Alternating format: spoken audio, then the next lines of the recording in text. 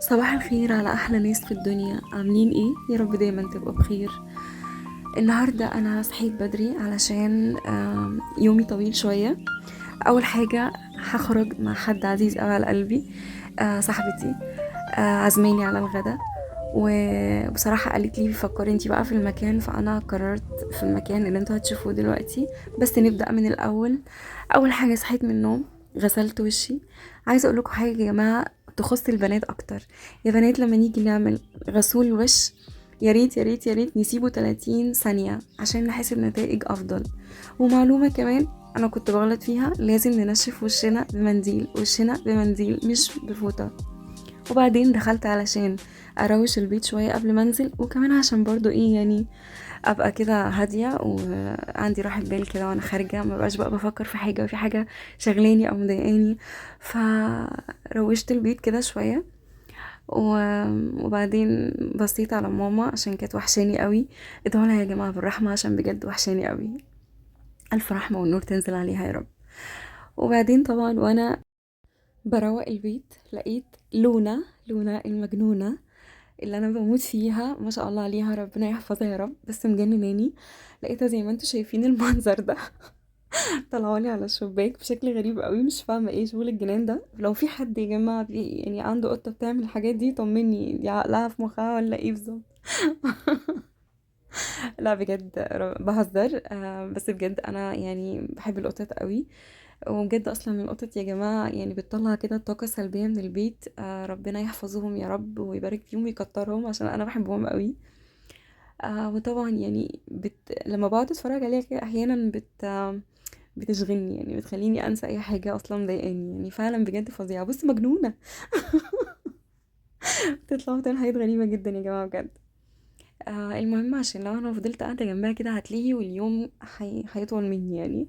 فطبعا ايه بدات افكر ان انا لازم انجز بقى، علشان كمان ما اتاخرش على صاحبتي.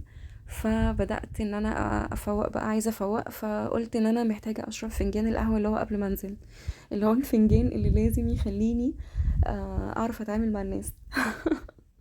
فقبلها كده عشان ما اخدوش على معده فاضيه، بص عملت حاجه مجنونه. جبت خيار قطعته كده شويه وحطيت عليه جبنه، اي نوع جبنه، علشان يبقى ايه حاجه تصبيره كده مع فنجان القهوه. وهنا خلاص بقى كنت عملت الفنجان، وعايزه اقول لكم ان انا يعني دي احلى فقره في حياتي. بجد دي احلى فقره في حياتي، مين زيي؟ مين زيي بجد، احلى فقره في حياتي. يعني اللي هي بتخليني كده اعرف بقى ايه، ابدا يومي في كل حاجه بقى.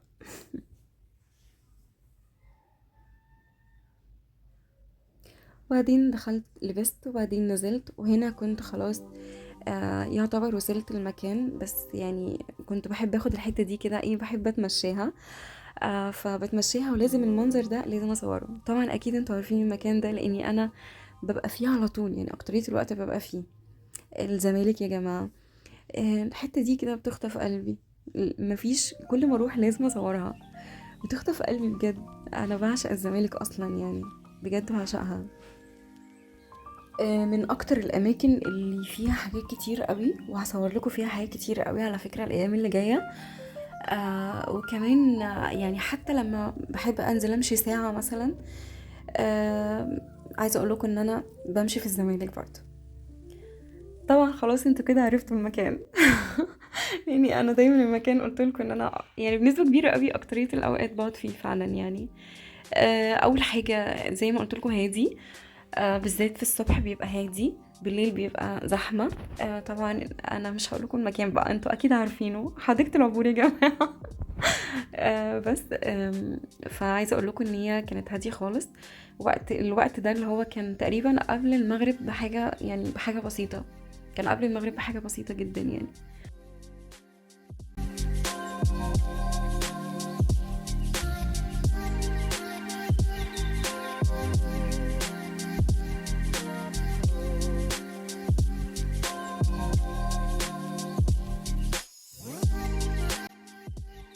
طيب يا حبيب قلبي، خلاص انا كده قعدنا ولسه المغرب ما ادنش. زي ما انتم شايفين كده الفيو تحفة طبعا. هوريكوا بقى الاكل. طبعا مش هطلع اصحابي عشان خاطر صحابي بيتكسفوا، ما بيحبوش يظهروا. هصور لكم بقى الاكل وكل حاجه. وهنا خلاص كنا ظبطنا الغدا. طبعا قعدنا انا وهي نفكر نتغدى ايه، فبصراحه يعني قررنا مشويات. مفيش احلى من المشويات، هي بتحبها وانا بحبها. وهي تسلم لي على احلى عزومه بجد، يعني انا مش هنسى لها العزومه دي. واليوم كان جميل قوي بجد بيها. بس للاسف زي ما انتوا عارفين هي مش بتحب تظهر، وانا احترم ده طبعا جدا. بس انتوا متخيلين بقى جمال الاكل على المنظر النيل يا جماعه، بجد تحفه تحفه، الفيو حلو قوي قوي قوي. وبعد ما خلصت اكل بقى حبيت كده اخد كام صوره، لان انا يعني بحب اتصور قوي مع النيل. طبعا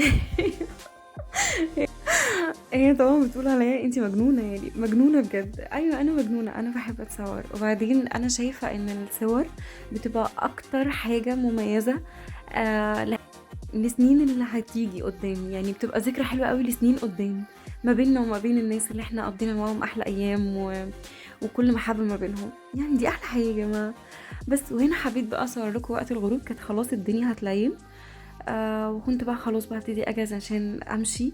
وفعلا بجد اليوم كان حلو قوي. بتمنى بقى تشتركوا في القناه، تستنوني في كل جديد. اشوفكم على خير، ويا رب يكون يوم سعيد عليكم، ويكون الفيديو كان خفيف على قلوبكم. باي باي.